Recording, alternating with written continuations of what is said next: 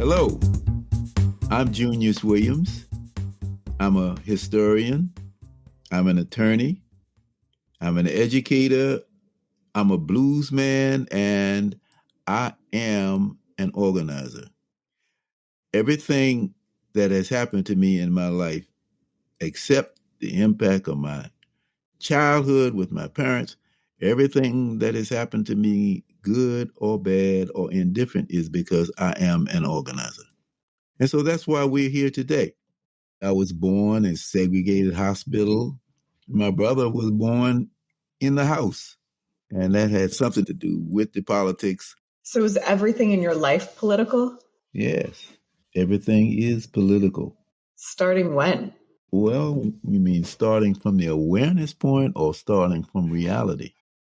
Well, when I first articulated it is when, I probably got in the movement.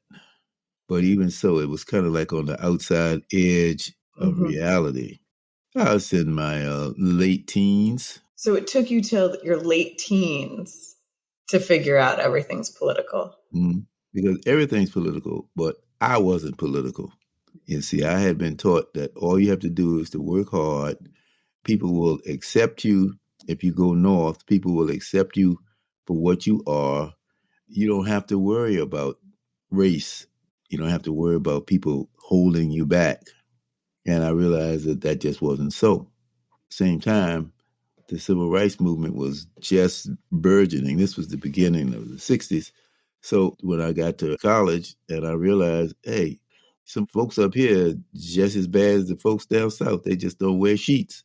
It means that there was exclusion, there was discrimination, there were people who got drunk, and then the word nigger was flowing freely as much as the beer was in my fraternity house. It meant that I was expected to have low expectations, and he can't do but so much. All of that was there, and that was the same thing down south. Down south, the difference was, well, we're not even going to let you get a chance. In the north, it's, well, we're going to let him in here, but we don't expect much. Were you expecting it to feel that way? Oh, no, because my parents told me you're going to have to work twice as hard, but you're going to get the same results as white people. Well, because the civil rights movement came along, and I had, at just about at that same time in 1961, I was headed out of town, out of the South, going to the North. And I went to the North because my mother had a plan. And her plan was to get me out of harm's way by sending me to a quote unquote good school. And everything would be all right after that. But she did. And my father told me, you're going to have to work twice as hard as a white boy as your own age, but the result is going to be that you will be recognized based on your skills and not on your skin color. So that's what I went away with, that great expectation. But as fate would have it, that didn't happen. And the civil rights movement came along, and people said, well, hey, we're tired of this. I still identified freedom, quote unquote, as freedom from overt racist oppression. It was only when I got to Amherst, and actually as I had gone through Amherst, that I realized there's another layer to this. There's something else going on here that my mother and father did not tell me about, that my friends down south don't have any idea about, because they never been in the North, where there's only a few people that you will be able to trust who are white, and there's not enough of us around to have a community to celebrate the culture. And so I had to do something about it too. And that's why I came to Newark and didn't go back in the South when I think about it, because Tom Hayden said to me in my senior year, the civil rights part of the movement is over. We got the Civil Rights Act and we got the Voting Rights Act. But this class thing, which I had been experiencing all along, the whole aspect of class and racism, that had not been resolved. Is that when you became an organizer? That's when I became an organizer. When I went to Newark, I became an organizer. I was working with poor and working class people, and I realized I could do that. I could talk to people. I could listen to people. I could fashion remedies with them, not for them, and it was good. I enjoyed doing that. I enjoyed facing the power structure as we found it in Newark, which was run by white people who had all the facade of had a great facade of being equal, but underneath it, I knew there were grave deficiencies that were meant to keep Black people in our place. So that's why we're here today. This is Everything's Political. I'm also your host on this podcast. We're going to continue the journey that we started in part one in a lot of ways, because I had to convince you that all things are political. In season one, we talked about the things that were obviously political, like race and racism. I talked to all four of my children to ask them the question, is racism here to stay? And they gave a brilliant response, I think, all four of them. And then we talked about things that were not so obvious, not so obviously political, such as your choice of music. Why is it that Black people no longer like the blues when it's our creation? The only people that you now see, or most of the people that you see performing the blues, are white. So what's up with that? Politics. So today we're going to start a new series focusing on what it means to be an organizer and what it means to be organized. That's why we are here. And that's why I have been joined by a new co-host, a young woman who I have become very fond of, who is also the producer of this program. And her name is Francesca Larson. She is a partner in Mosaic Strategies, a Bloomfield, New Jersey-based group, which is, as I said, they're producing this podcast for me. And she was kind of convinced to become the co-host relatively. I can't say it was easy. I can't say it was easy. I won't even accept the name co-host. I can't even get her to accept the name co-host because of what it means to her. But A, she's a natural, and B, she has something to say. And she has something to say because I was talking to her about what it means to be an organizer. And she said, well, I'm an organizer. And that's why I'm going to ask her to tell you what she meant. Oh, see, I thought I was going to get to ask all the questions. You're just going to roll out with me as the first organizer? All right. Absolutely. No free rides here. You earn your way on this show, as you have. Oh, absolutely. I'm still waiting for that privilege of the free ride. Maybe my grandchildren will get it one day. I think I was born as an organizer. I was raised as an organizer. And for me, being an organizer simply means living a life where you intentionally make choices to stand up for others while risking yourself.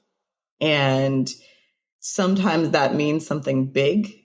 Sometimes that means being at the front of a movement, of an organization. But a lot of times that means putting some intention behind making a change. And right now for me, there's one that comes to mind really fast as a mom with a kid in a classroom, that it is my job as a mom to consistently be an organizer, to show up for not just my kid, but to show up for all of the kids that are in her class, that are in her school, to make sure that they're getting the best education possible.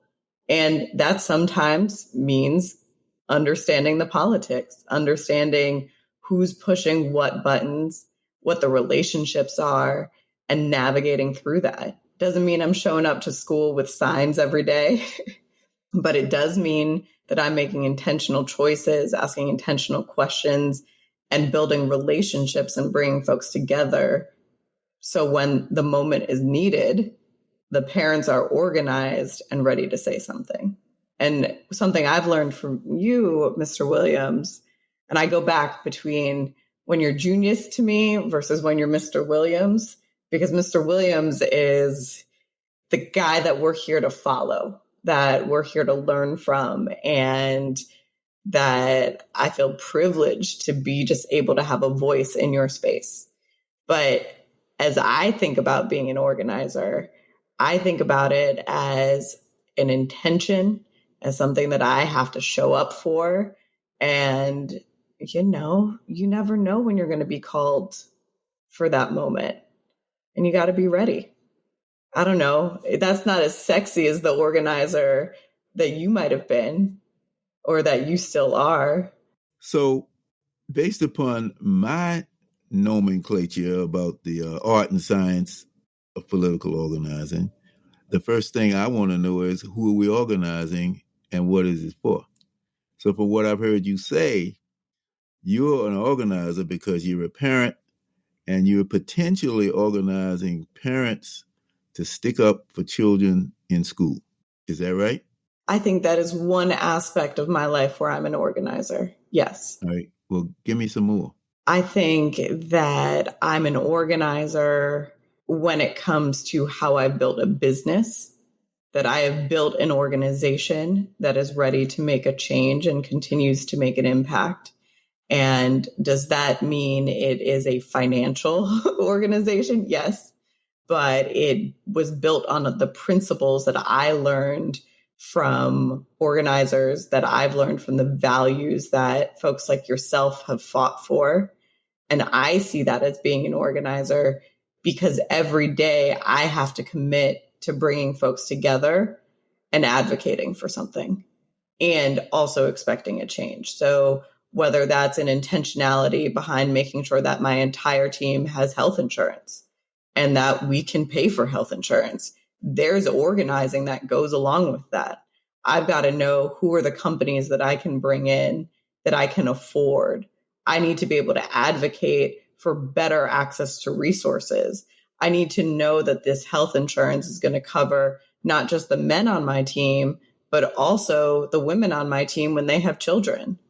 And then I need to take one other step because I have this power as a small business owner and insist that our health insurance also covers mental health support. And that's part of my responsibility as an organizer in business.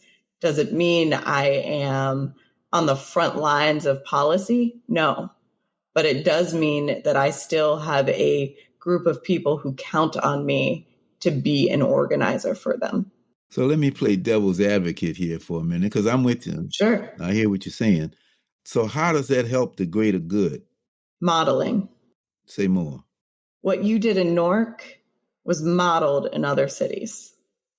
The way that, let's take the minimum wage as an example, that folks have organized to increase, and that my team has been part of that organizing. Were we on the front lines of it? Absolutely not. Are we the leaders behind it? Absolutely not. But have we been part of it? Yes.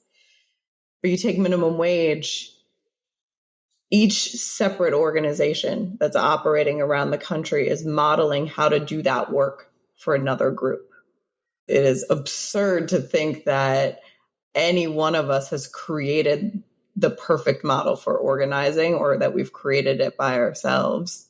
And what I've seen is that we have to learn from history. It's why I love working with you, because I get a cheat sheet every day to history. The things that you've done, the way that you talk about the medical school fight, those are things that have been modeled all over the country since then. So what she's talking about is our fight in Newark to keep the medical school, now run by Rutgers, taking 150 acres of land, how we got it reduced to 60 acres of land, and how we got 60 acres of vacant land to build houses. And that's true, because everybody wasn't doing that. But what I hear you say on a more basic level, on a grander level, if I can coin that word, is that there are roles to play, and everybody plays a different role, and you can still be an organizer. So that's lesson number one. Lesson number two is that there are different kinds of organizations at different points and at different levels in the political spectrum. And it all should come together for the good. So that might be lesson number 2 that we're spreading all over EPP2 land, Everything's Political Podcast land today. Isn't that part of what brought you here? To make sure that the lessons that you learned are carried through? Why did you want to talk about organizing right now? Why did it feel like this was the right moment? Maybe why not season 3? Why not season 7 to talk about organizing? Why is 2021 the time to talk about organizing? Because I'm concerned, and you're absolutely right. I have a personal legacy, which I think is intact, unless somebody comes along and finds out some skeletons in my closet that even I don't know about.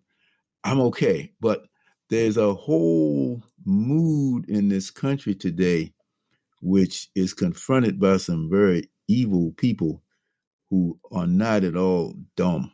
And they are twisting us and moving us closer to out and out fascism.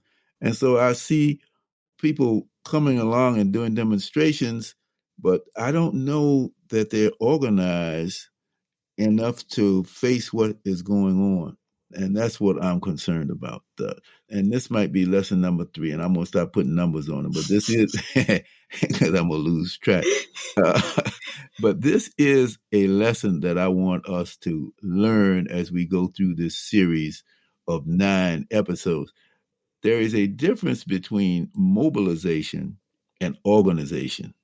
I saw after the George Floyd killing, I saw a lot of mobilization, but I don't see as much organization that I think is necessary to fight the evil that I just articulated. Mobilizing, and it's easy to mobilize people today. One of the things we're going to talk about in one of our series especially is how easy we can use the media, the modern media today, to get people to come out and be involved. We can put something on Facebook. We can put something on some of the other stations, and that's probably the wrong word to use. I'm harking back. But one of the other kinds of platforms that's available, and you can get people to show up. But what happens after that? Who are these people? I see people coming out to meetings nowadays, and there's nobody there with a yellow pad taking names, addresses. We used to take addresses, but there's nobody there to take names. In this case, some kind of communications method, whether it's telephone or emails or whatever it is. And so you have a situation where you have people just going back into their lives, and you don't know whether you're going to contact them or not. Now, if you organized, and I also spell this out to a great deal in my book. My book is called Unfinished Agenda, Urban Politics in the Era of Black Power, author Junius Williams. Thank you. Not a plug. You're going to need that book as we go through this series. One of the things I talk about is how organization brings you together so that you understand the strengths and weaknesses of the people that you're working with, much less the people that you're opposing. But if you've got an 80% player, you can always depend on that person 80% of the time, given the fact that they're parents, given the fact they got to make a living, given this, given that. If you got an 80% player, you hug that person. You stay close to them. On the other hand, if you've just got a 20% player, well, then you know you're not going to be able to count on that person 80% of the time. Those are the people, for example, when I had my organization called NAPA, the Newark Area Planning Association, I knew, for example, I could only expect them to come out when there was a demonstration. Mm. But I knew that, and I knew I could depend on them, and they were good brothers and sisters to have. But that other 80% of the time, I had to get some other people to work with me, to run the office, to manage the communication, to be on the lookout for what's going on, to come to those boring meetings and to be included in some of those smoke-filled rooms. Those are the people that you hold on to. But you can't get that from just mobilizing. You have to have some kind of way to touch people and to stay in touch with them. So that's a very important lesson difference between mobilizing and organizing. What's the difference between mobilizing and organizing? That's a good question. People mobilize in reaction or in response to an immediate threat. That's the impulse that people have who have been politicized. For example, when George Floyd was killed and we saw it on camera for however long that took, people started moving. They went to demonstrations, they went to rallies, they did all kinds of good things. But the question is, are they organized when they come home? To be organized is to have a continuing presence, to have a continuing group of people that you can rely on, to be able to mobilize, yes, but to also strategize, plan, take care of one another, support one another, move on more than one issue at the same time. That's when you know you're organized. If you have that ability to do all kinds of things, sometimes all at once. See, in an organization, everybody can't do the same thing. Everybody won't do the same thing because they have different skill sets. There were some people in my organization who could not knock on doors because they could not stand to see what was going to be behind those doors when the doors were open. But they could run an office, they could play with kids, they could feed people, they could bring back information. It's all kinds of things people can do in an organization. But if you're mobilized, all you are expected to do is that one thing, to be at XYZ place at XYZ time and to presumably raise hell. Have you seen anybody or any groups who you think are organizing well right now? Yes, I do know that there are some out there who have been able to withstand the test of time. And that is the ultimate test, withstanding the test of time. If you started with George Floyd, are you still in the struggle? And who's in the struggle with you? That's what we need to talk about. How do you get that kind of continuity and to be able to weigh and determine who's going to be with you? Another thing you need to be worried about is who's going to be with you in spirit and even look like that 80% person, but they're working for somebody else. We used to say working for the man. I had an organization, again, called NAPA, and in retrospect, probably 1/3 of the people who were involved were spies. Oh, we're going to have to touch back on that later in the season. We all like a spy thriller. Oh, yeah. Yeah. Well, see, that's when you know you're good, because that's when folks come in and offer you things. And I had an offer to furnish my office and stuff like that. And oh, man. And then I had people, when I went away, I went out of town, I came back, somebody had tried to organize a revolt. But were you a little bit proud of them? Were you a little bit proud? You're like, oh, I see you using those tools I taught you. Yeah, I was proud of the people who stuck with me. And then I made mistakes with respect to maintaining that organization myself. When I went into City Hall, my organization just really died. If I had that choice again, would I have done what I did to stay with Ken Gibson, who was the first Black mayor of Newark, or would I have tried to stay in the community to further develop? I probably would have done what I did to go in to get the job as Model Cities Director, but I would have done more than to get the people who had jobs within the Model Cities program, and instead work outside to keep that organization going. But that's something you learn after you've done it. I hear you talk about the importance also of folks who do show up, who come out to mobilize, and that there's a place for folks who just have time to show up, that they're needed and they were important to the work that you did. You just needed to know who they were. We see thousands of folks who are able to show up for one day right now. We see them. And you talked about the social media piece of it. And while we're recording this, it was bumped because Facebook was down and Instagram were down a couple of days ago. And we saw the impact of that on folks' ability to communicate and organize. But when we look at folks who are mobilizing, and let's say I've been mobilizing, I've been showing up to rallies, I've been walking out, I have stood up in moments of hard conversations, and I've stepped into that.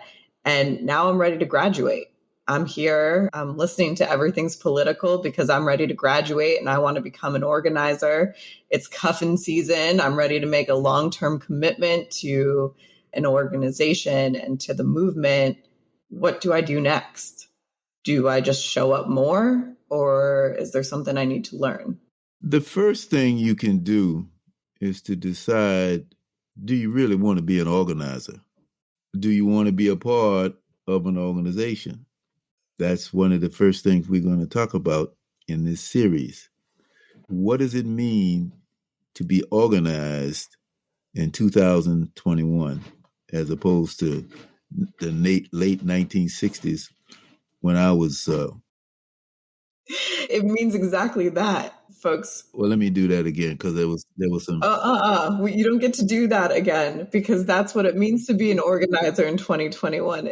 It means to be having a conversation and getting in deep with something and realizing that you are organizing at home, that you don't get the perfect place to organize anymore. You don't necessarily get to put all the distractions aside. We're in this. We're organizing in a pandemic right now. And that comes with a different set of circumstances and environment. But I think we're up for the challenge. But go ahead. What does it mean to be an organizer? And that's where I can learn, because I guess organization meant one specific kind of structure or the lack of a structure from when I was coming along in my street organizing days. And young people today have a different idea about what it means to be in organization. And that's why we want to talk about what is in the first chapter, in the first episode. We want to talk about what does it mean to be organized. You and I have talked about this a lot, but we want to share some other voices with it. If you think you're organized, I think there are some objective conditions. One of them is, are you working alone or are you working with somebody? If you're working alone, when I was teaching at Rutgers, Abbott Leadership Institute, one of my favorite classes was to talk about the Lone Ranger theory of political involvement. Mm-hmm. And you saw that a lot down at the Board of Education when you had some of the most fabulous speakers, and they were the most articulate. They knew all the problems for what was going on in the schools. They had wonderful, imaginative solutions, but they were all by themselves. Mm. They were all by themselves, and they refused to submit to the discipline of organization. What is the discipline of organization? You got to learn how to get along with people. You got to give a little. You got to take a little. You got to know when to speak up, know when not to speak up. One of the things I learned in organizing in Newark with the SDS group, Students for Democratic Society, organizers tended to say, well, we got to let the people decide. Well, after I did that for a while, I realized that if the people could decide all by themselves, they wouldn't need us. What are we doing? If the people could decide. It's when you understand that the organizer has to submit some possible solutions, and you have to learn when to submit those solutions to a group of people. Now, if they don't like them, they're not going to carry it forward. If it's too much risk, or they just think you're crazy, or there's no trust, then you go on and do something else. But the organizer has to be able to come forward with some possible solutions. So if you're able to do just those two things, that's the first step. Get some people, come up with some ideas your own, try your ideas out on a audience that's larger than yourself and your family, then you're well on your way to start. I like what you just said there about having to try out your ideas. And I think a lot of us go from mobilizing to kitchen table organizing. where you sit around the table with a couple of friends or family members inspired by participating in a rally or march and starting to think about what the future looks like, but nothing gets tested out after that. It's a lot of philosophizing and idea making and probably some really good ideas getting tossed around, but a lot of times nothing comes from it. I think what I'm excited for people to hear is, how do you take that conversation and turn it into something? How do you find the people that you can organize with, that you can be in this, in some ways, a monogamous relationship with, to be able to make a change, and still have to realize that a good chunk of the time it's about making that change and making an impact, but it's also about, how do you get along? How do you continue to operate together to move progress forward?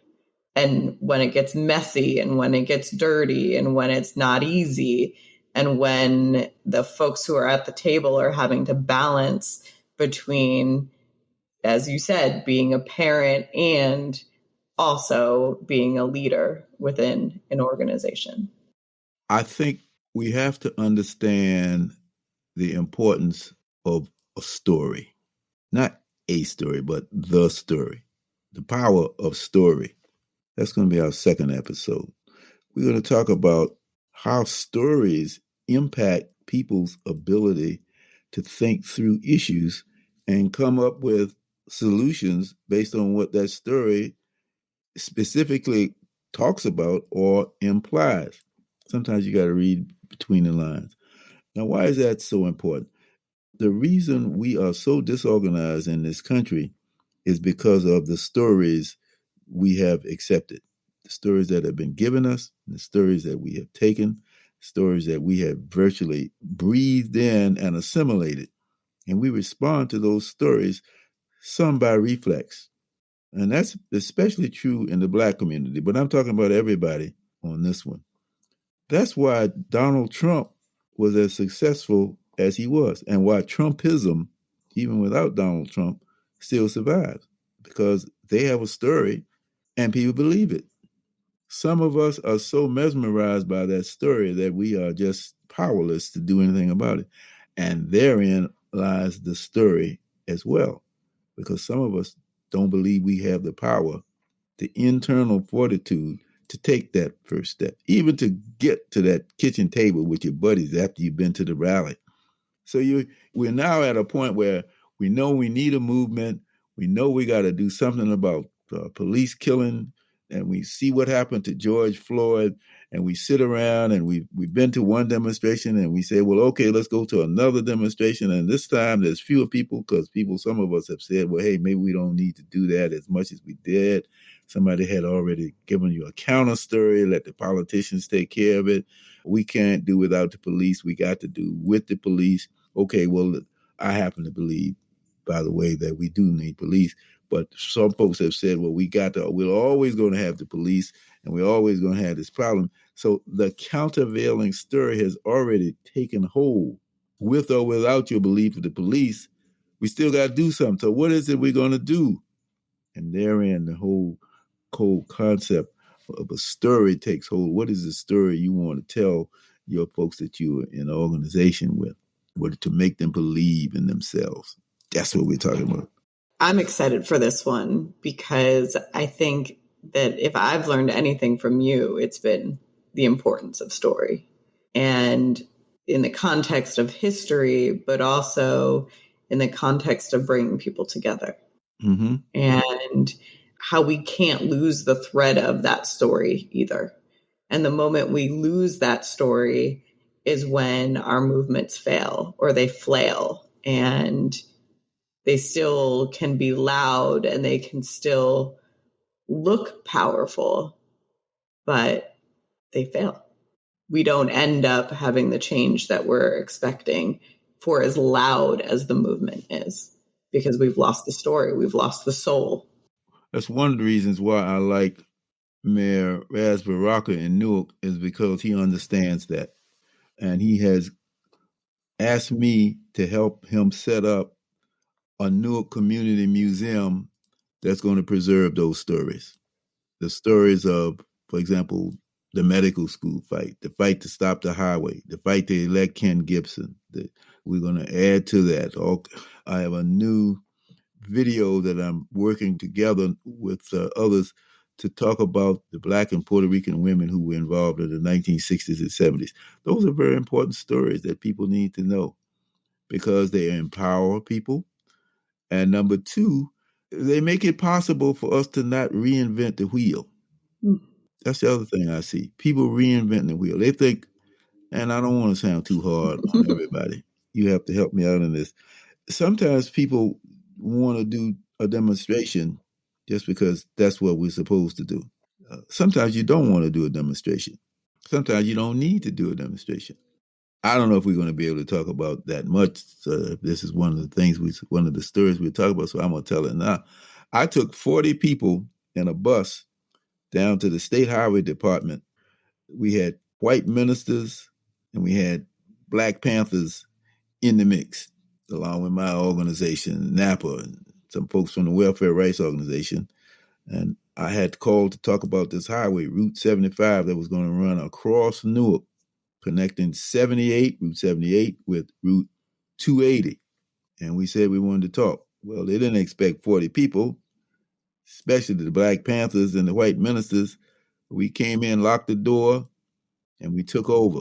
And when we left 2 weeks later, the man called and said, Mr. Williams, we decided we don't need Route 75 after all. Now, was that a demonstration? No, that was a meeting. We had a meeting of the minds with 40 people. We didn't have thousands of people, but it was so strategically, it was well placed. It was at a time when folks were scared. So we got that highway written off the planning board. And that was very important, which brings me to my next statement, which is the importance of strategy. You can't just do things just because somebody else did it as a part of another version of a story, yes, but you got to choose the right story. Sometimes you have to use the part of the story that is important to use, but at other times you have to make up your own story, which is what we did. We did a lot of that. And sometimes the strategy isn't the sexy strategy. Sometimes it's not the strategy that's the most fun. And I think we're battling this a little bit in this generation too, is with social media, the strategy that gets the most attention is not always the strategy that's the most effective. But you still need those folks who are getting attention. And so that there's definitely a place for that.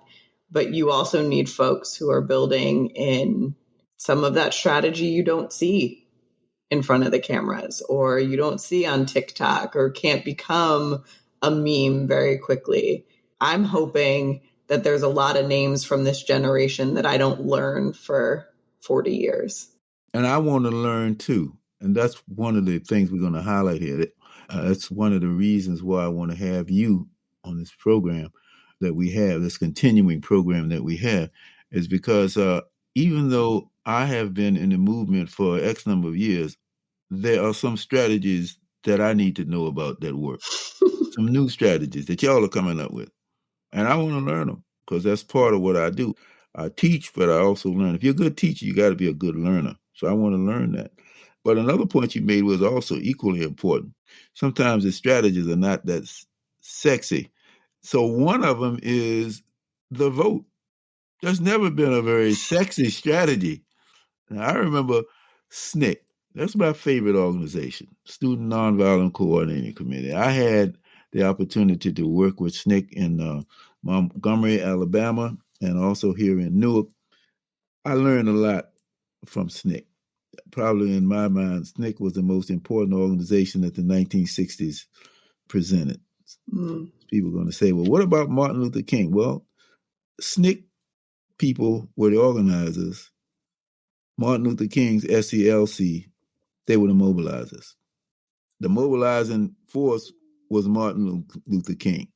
So Martin Luther King would have been the one who even today had the most followers on Instagram and was putting out tweets and getting the word out and riling folks up and connecting the message to the mass media. Absolutely.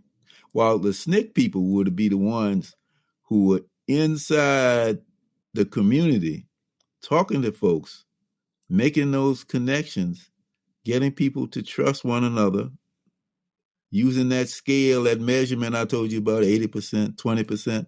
They were the ones who were there when the Klan came around. Now, the Klan wasn't going to come when Martin Luther King was in town. But what happens when Martin Luther King left the town? SNCC was left there. And what was the big strategy they were using? Register to vote. Now, if I can get the younger generation to understand the power of the vote, I think we will have been well received. So that is definitely one of the chapters we're going to talk about. A lot of young people will say, well, we tried that and it hadn't worked. Look at these people we got in office. Well, I would be the first one to say that one of the things we have not learned to do, and this is just across the board, is to hold people accountable. To hold people accountable once we put them in office. But that's something we have to learn together, your generation and my generation. I will say along that line, beware of first. Beware of first. We got a whole lot of first that we put in office, and some of them are still there, and they did more damage while they were there than we anticipated. So we have to learn how to do that. But nonetheless, the fascists have used the vote to create one of the most undemocratic moments in our history, because they have built in at the state level majorities, which are really minorities, but they just hold the power in certain offices like the state legislature, the boards of education, the voting boards, or whatever it is in these little districts where they set the rules so that now Black people and Latino people and poor people can't vote.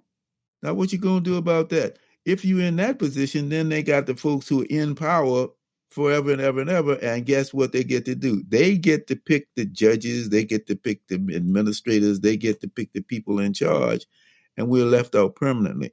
And if that happens, the only result that we have is some kind of violence, which is something I reject. I'd rather have a vote. It's easier. I think it's easy also to now see or to have proof that the vote is so powerful, because if the vote wasn't so powerful, they wouldn't be trying to take it away. Absolutely. Right now. Absolutely.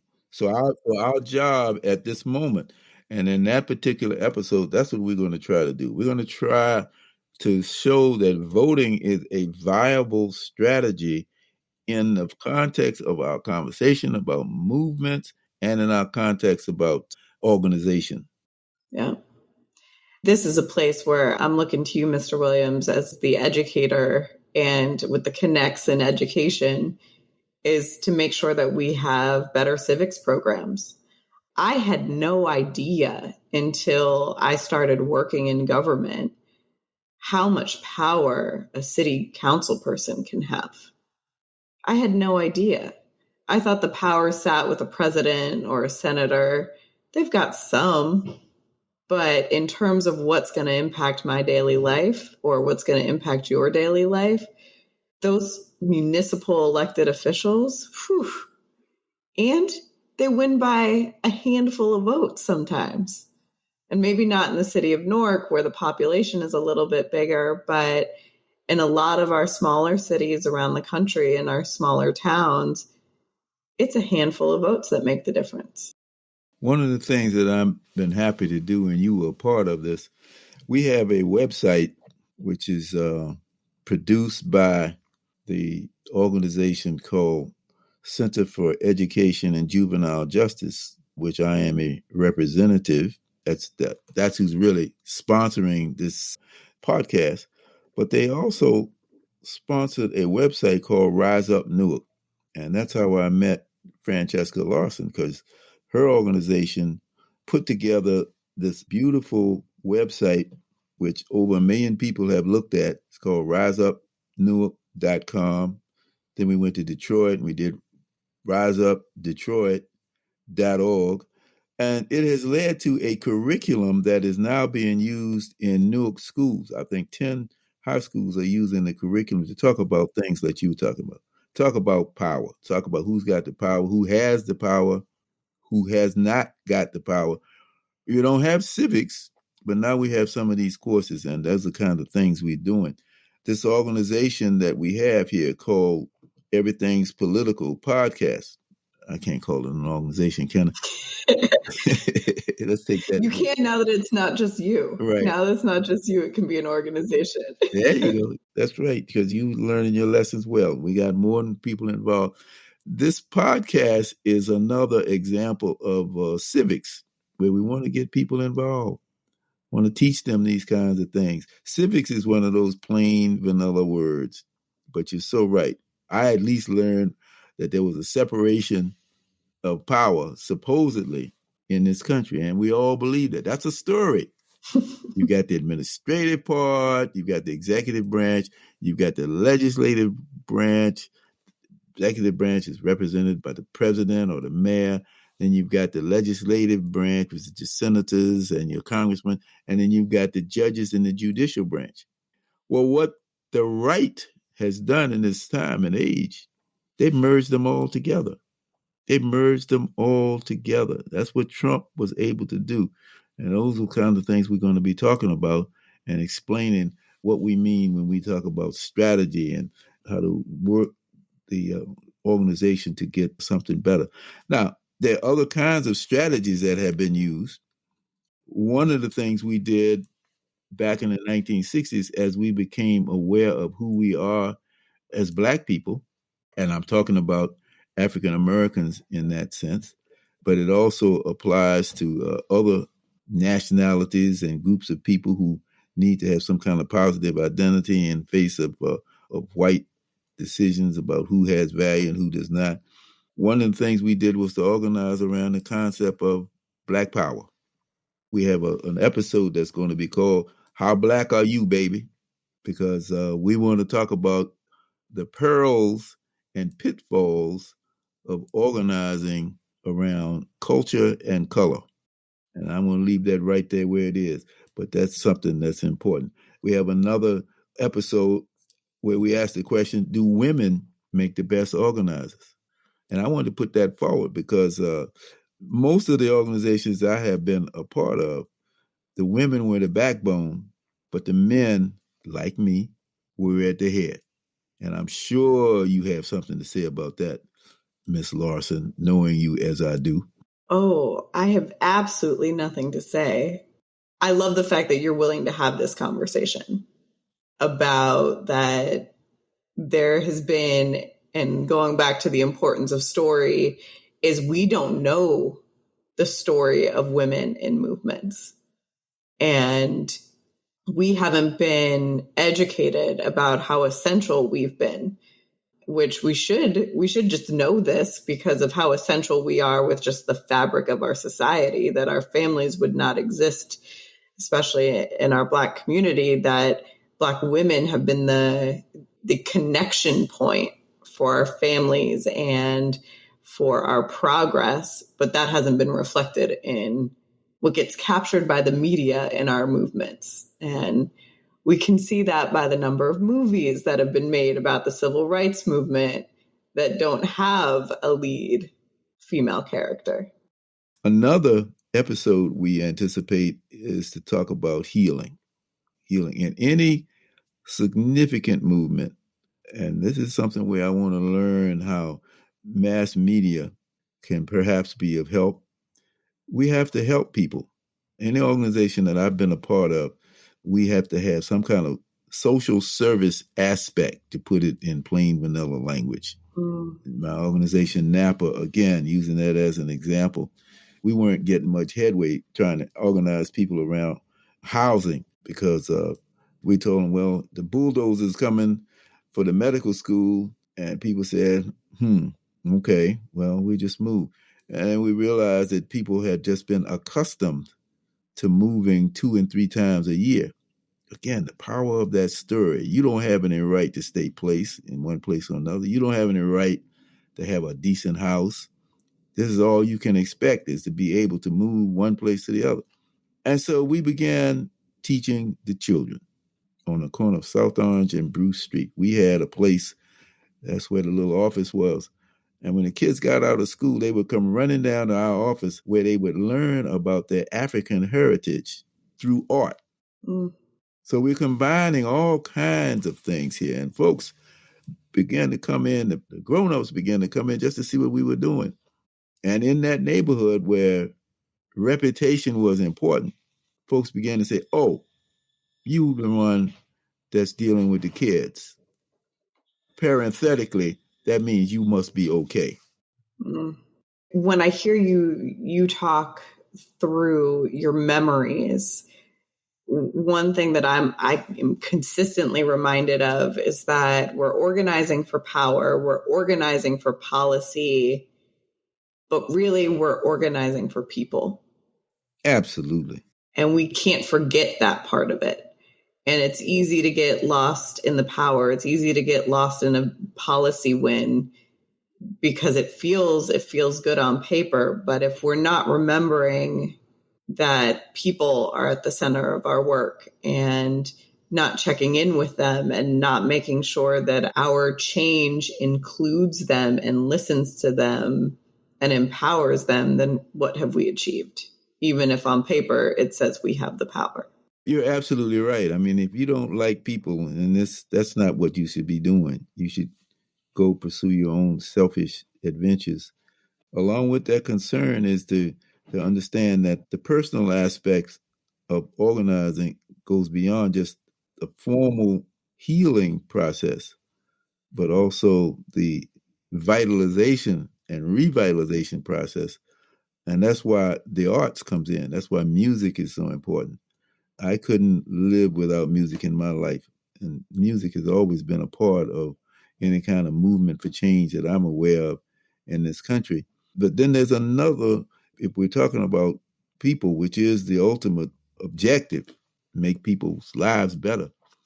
We want to talk about how we're going to save the world, because there is a crisis upon us that some kind of way just kind of gets lost in the shuffle sometimes when we're talking about whether we're going to have a $3 billion plan or whether we're going to have a $1 billion plan.